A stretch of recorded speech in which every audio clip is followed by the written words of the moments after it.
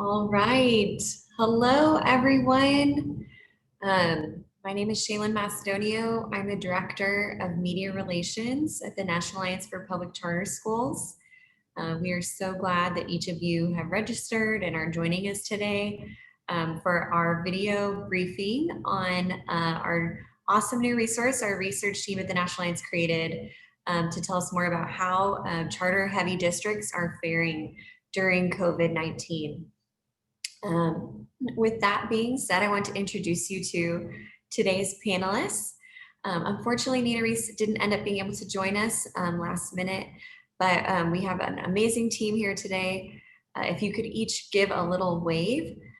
Christy Wolf, our Vice President of Policy and Planning, and then Jameson White, Senior Manager of Data and Research at the National Alliance, Adam Gerstenfeld, Manager of Data and Research at the National Alliance. So today's panel and today's virtual briefing will be hosted by all National Alliance members.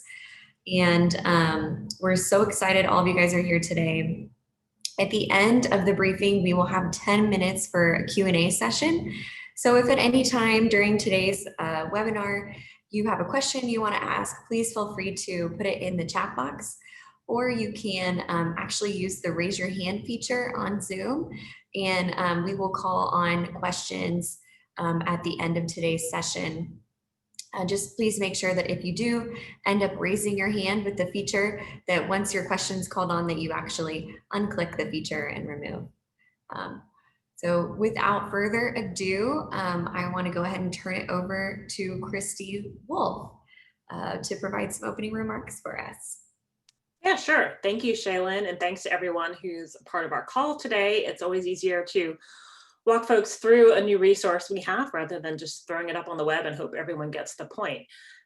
So as you know, one of the National Alliance's great assets is that we collect a lot of data about charter schools, and we provide extra value to that, whether it's by cleaning the data, organizing it, presenting it. And so that's what this call is really about today, is to share some of that value that we add to data that's in the public domain. And so today we're excited to share with you a new component that's on our data dashboard on our website that's designed to help the charter community and those interested in the charter community better understand the impact of COVID on communities with high concentrations of charter schools. And as you may or may not know, charters serve a disproportionate amount of students that are economically disadvantaged. 70% of charter school students are students of color. 60% come from low-income families. So the impact of COVID on the communities around it is a significant question, especially as we work to ensure that charters are treated fairly in legislation. So we hope that this resource will help the public and lawmakers and you all understand why we need to ensure that charters are equitably treated in all levels of government. So Adam, look forward to you walking us through this today. Take it away. Hey everyone, really excited to see everyone here. I'm going to be going over this dashboard that I helped create, and I'll be answering questions at the end for those of you who have more to say about it. So I'm going to share my screen really quickly, give it a few seconds to load up. Cool.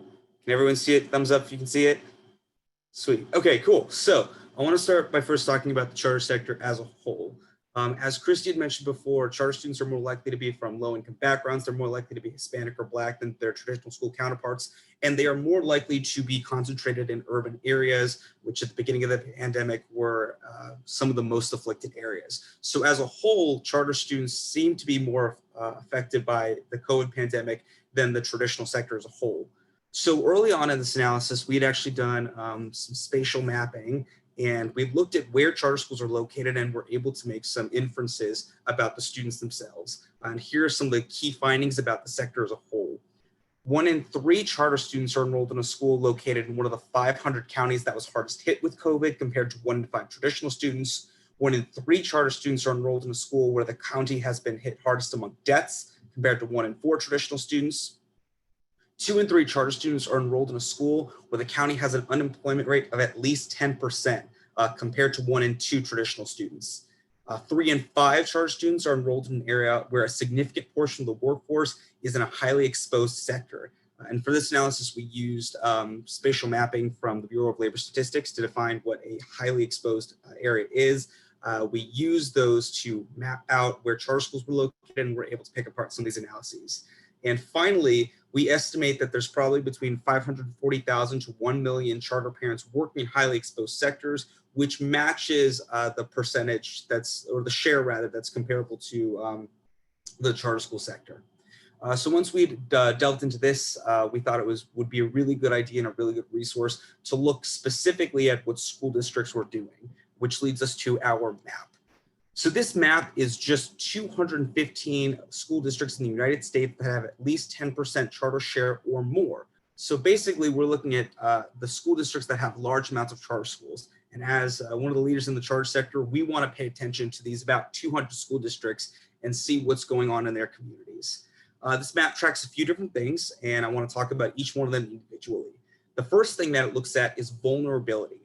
And we look at vulnerability through a public health lens, specifically using the CDC's Social Vulnerability Index in combination with the Sergo Foundation's Community Vulnerability Index. And I will show you guys what that looks like right here.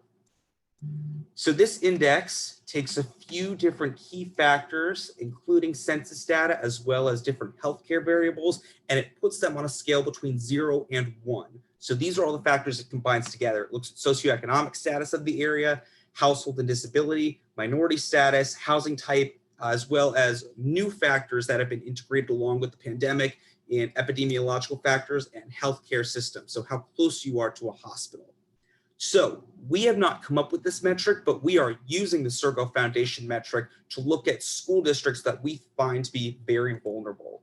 And that listing is right here on this side of the map. This is the COVID-19 Community Vulnerability Index. The closer you are to the number 1, the more vulnerable you are. The closer you are to 0, the less vulnerable you are. So this is one of the things that this map shows us. Additionally, we are also tracking current cases of COVID within school districts. Now, one of the things you might know if you've been looking at COVID data recently is that COVID is being tracked currently at the US by county level. And sometimes that's really great for us as the education sector because it means that if the county perfectly matches the school district like it does in Florida, that makes my job really easy, right? Like I can say Miami-Dade School District has this many COVID cases per capita because that's how many the county has. Additionally, it's also pretty easy when it's like a 1-to-1 ratio. If the school district is completely ensconced within a county, as they are in a few areas in the Midwest. We basically take whatever the county's per capita rate is and we apply it to that school district. Things get a little bit tricky when the school district is actually between a few different counties, as it is in about 25% of the school districts on this map. So if I were to zoom in right here to this particular school district, St. Cloud. St. Cloud is actually between, 4 different counties. 2 of them are pretty negligible areas. It's only like 0.01% of the counties within it. So we've taken those out. But for a school district like St. Cloud, which is between multiple counties, we use a separate methodology to estimate what we think COVID rates would be, judging by how much of that area is in each county.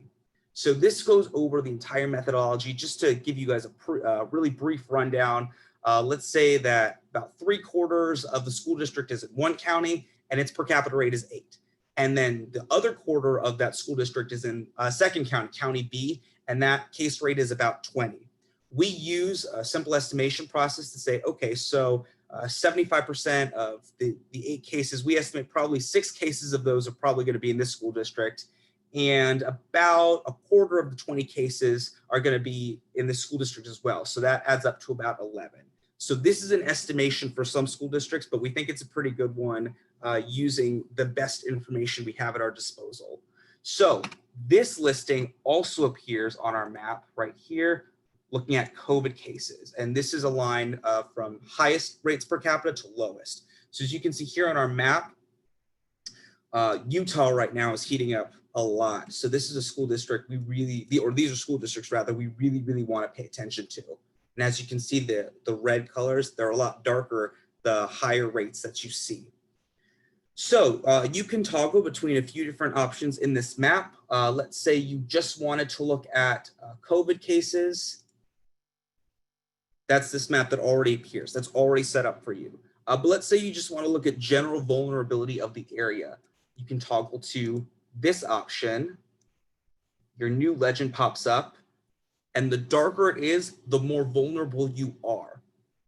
We also have a third listing on our map called the NAPCS ranking. So this is how we think the community is vulnerable in general, taking into account the CCVI score and current COVID cases. So basically what we're doing is we're saying, let's look at the historical vulnerability of the community combined with how the community is, how many cases are in the community right now, and we come up with this ranking system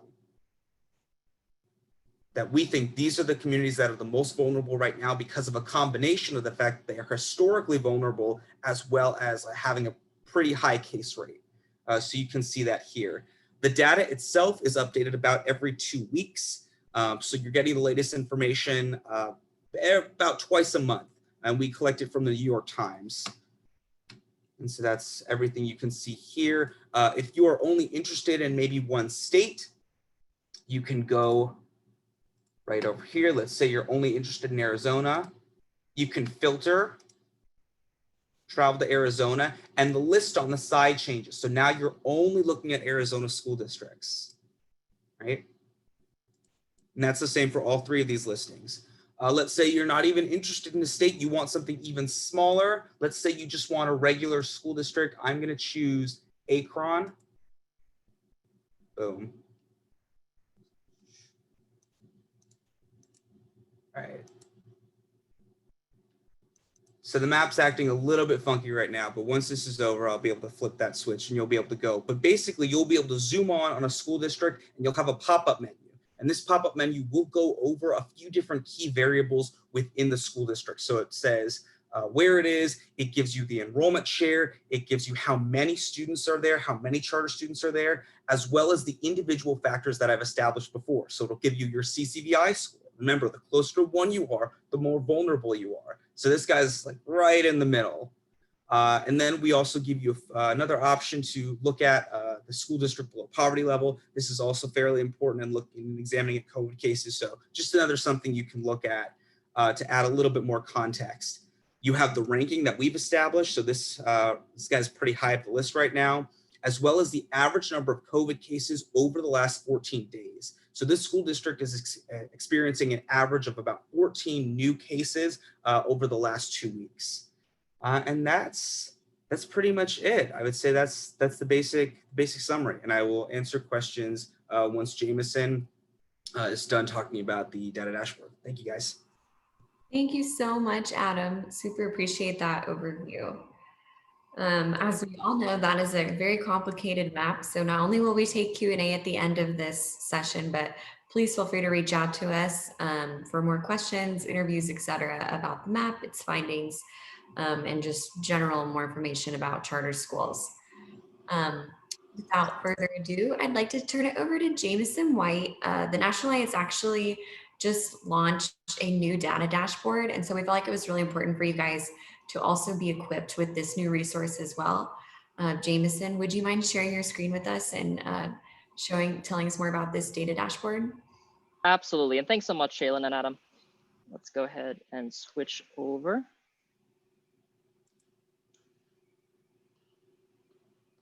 Let's see, can everyone see the charter school data dashboard? Awesome. So some of you may have been accustomed to the previous dashboard, so some of this might look a little similar. When you go to data.publiccharters.org, you'll get to a dashboard with a number of really interesting facts that you can use. So if you're just kind of curious about some top level information, how many schools or students there are, right on our dashboard, you can see that pretty easily. We've got demographics, FRPL, the locale breakdown, the number of students and schools over time. If you're interested in digging into the data a little bit deeper, one of the things that we've just rolled out is called our knowledge base. And that's a number of different articles, each focused on a specific topic. So if you were, for instance, curious about who actually manages charter schools, there's been a lot of discussion around nonprofits or for-profits contracting with charter schools, you can go ahead and click on one of those headings and you'll come down and there's a lot of information here. I'm not going to bore you with going through it now, but there's a plenty of information to get all your different quotes or stats that you are looking for.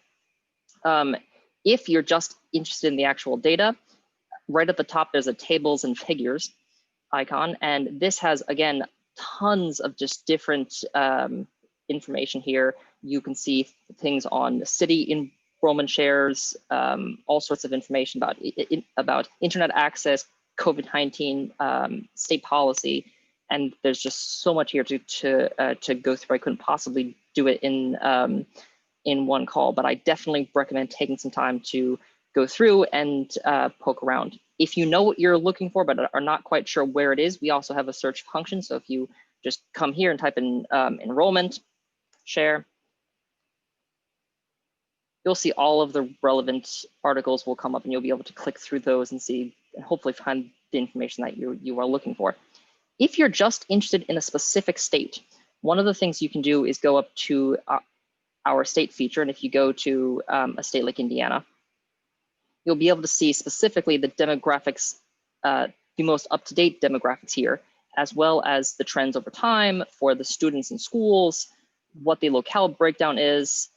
We also include a little bit of information about our model law and the charter school association that operates there. And you'll see down here, there's a lot of information about all the schools. And this is actually a feature used for mostly parents, but you can certainly use it as well to help try and find one of the schools nearest you if you're trying to do a story. And if you go to our knowledge base, you'll be able to find everything kind of quite neat and tidy. There's also going to be some information here about our methodology. If you're curious, we do collect information not just from the federal database, but also from all of our states and some proprietary information as well, like on management schools and whether or not schools are conversions or startups. So if you have any questions, feel free to ask our wonderful Shaylin. I'm sure she'll be able to help you find something more specific, or if you have a data-related question, you can also email the data requests at publiccharters.org. And I'll turn it back to Shaylin now. Thank you, Jameson. Super appreciate you going over that fabulous new resource. All right. Well, in terms of data dumps, we've pretty much, laid out all the data in front of you. So I would love to turn it over to Q&A. I believe that we have not had any chats come through, but is there anyone that has a question they would like to ask any of our panelists today? I do. Hi, everybody. Hope it's okay just to jump in here. Please, Michael. Great, thank you. My name is Mike Madden. I work with Noble Schools in Chicago. And so, first of all, I just wanted to thank you for holding this session today. And Adam, your map is outstanding. I am fanatical about stuff like this, and I've been managing our COVID process here at Noble since late February, and coming upon your map today is just like hitting a pot of gold. It's just really great. It's the type of information I've been trying to pull together myself through different resources. So it's really outstanding, and you did a great job of walking us through something that's, I'm sure extraordinarily complicated underneath the surface. Now, with all of that being said, I would love to know how to explain it in very simple terms. If, for example, I see City of Chicago and Chicago Public Schools being, I think, third most vulnerable. I flipped off the screen. When we make a statement like that, or when I try and translate what you've got here to others, because it weighs heavily into the decisions that we make about when to bring our schools back, when to bring our kids back into school. And right now we're fully remote. But the discussion about when to bring kids back, is something we talk about every week. How would I explain that result to a group of people if I was to translate your dashboard into just, standard people speak? Sure. Well, first of all, thank you so much. That means a lot to me and to the team, because we worked really hard on this. So definitely appreciated. I would say the best way to explain it is to say that Chicago is the third most vulnerable charter heavy school district, right? That's your one big takeaway. And if you wanted to go into a little bit more further detail, you would say it's the most vulnerable school district, right? Charter heavy school district, rather, excuse me, for two main reasons. Reason number one is it's got one of the highest rates of COVID per capita compared to other similar school districts with heavy charter populations. And two, it historically has a lot of factors that would make a pandemic really, really bad for the Chicago community. And I would say that's your big takeaway. That's fantastic. That's perfect. I really appreciate it. And again, thank you all so much for this and for the incredible work that went into these dashboards. Thank you. Absolutely. Thank you so much for your question, Michael. Is there anyone else that had a question they wanted to ask?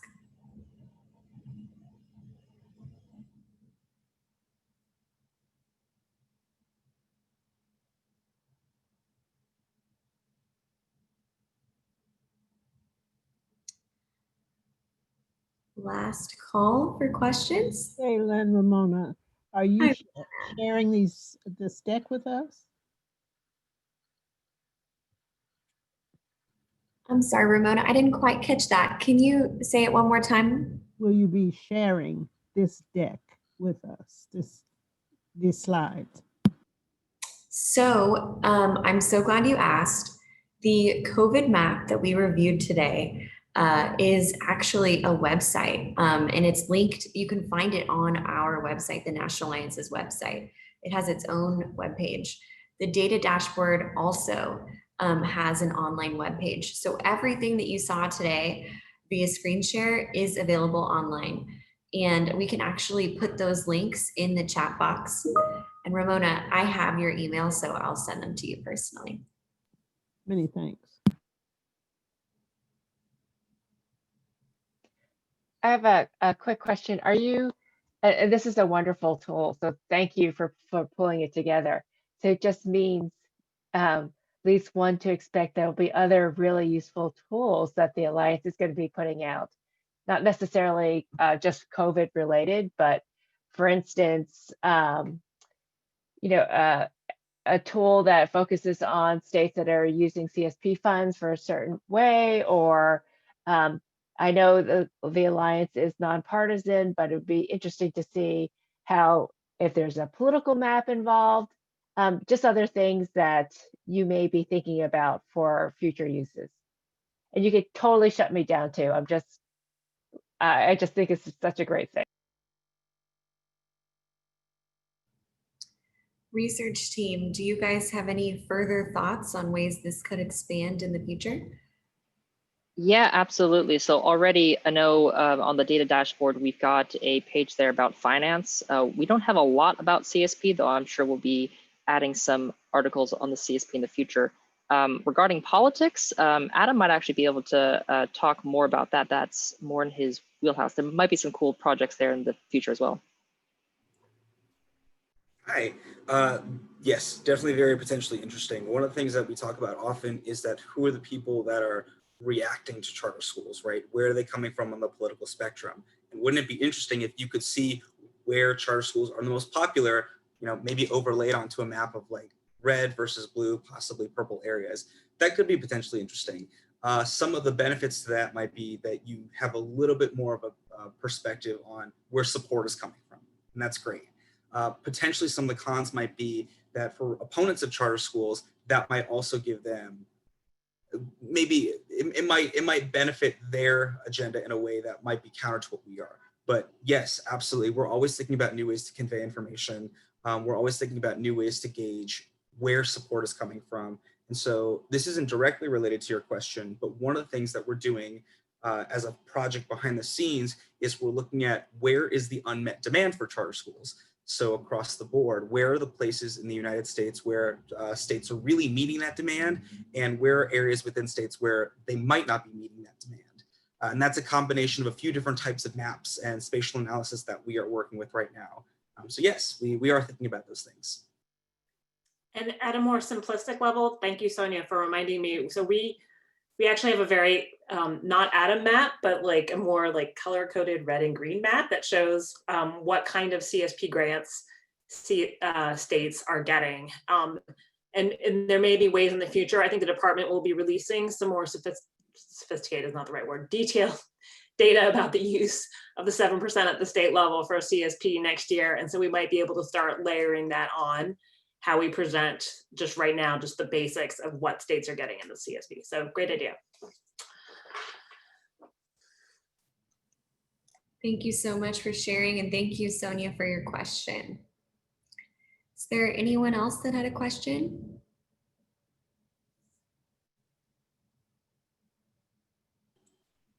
I do, before we leave, I want to point out one quick resource about an organization we are partnering with, and I'll put it in the chat.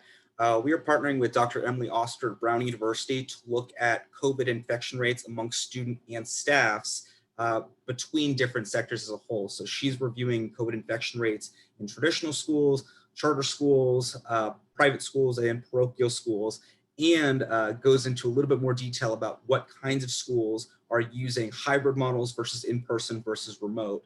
And we are partnering with them. And so every week they're getting more and more information from schools around the US.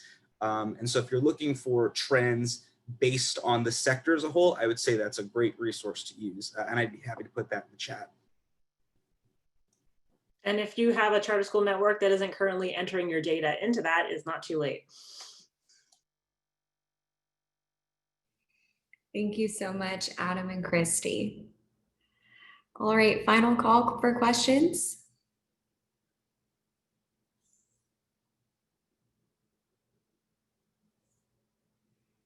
All right, well, thank you again, everyone, for joining us. My name is Shaylin. As you can see on my Zoom tag, I'm going to put my email in the chat in case you guys have any questions you want to follow up with. We are so happy to be a resource for the sector, for media, for school leaders, for advocates, for anyone that needs to and wants to know more information. So please don't hesitate to reach out if you have questions in advance. And we are just so thankful that you joined. Have a wonderful day. Take care.